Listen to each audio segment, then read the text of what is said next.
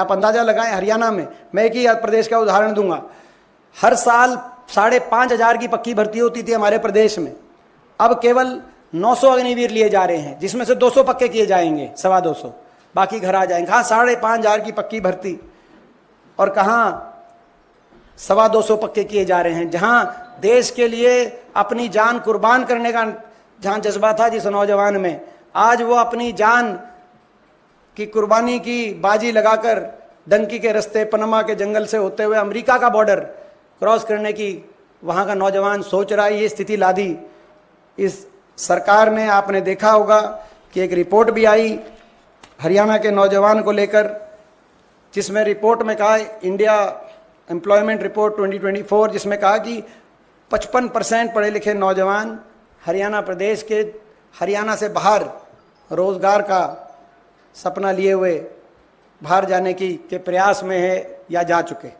तो ये स्थिति बन गई।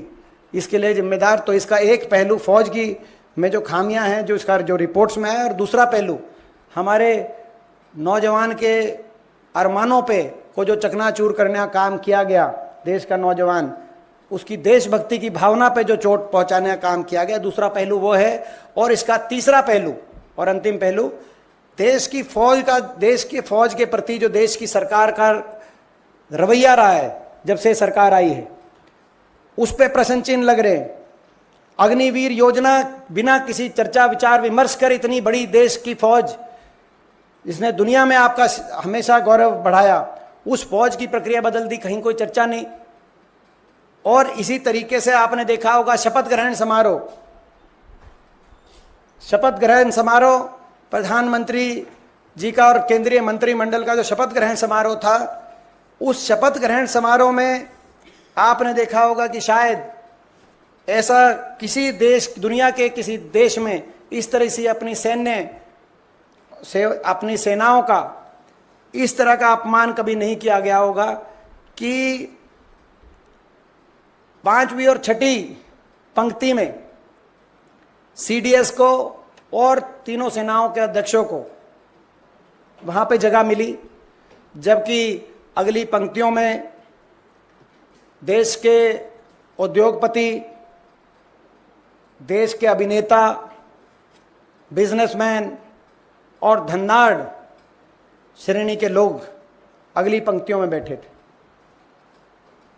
ये कैसा देश का सम्मान है, कैसा देश की फौज का सम्मान है, ये कैसी देशभक्ति है।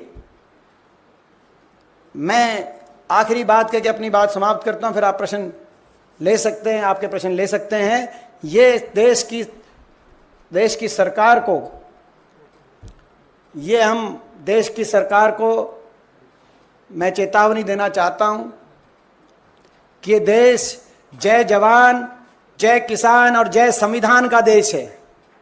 इसको जय धनवान का देश हम नहीं बनने देंगे।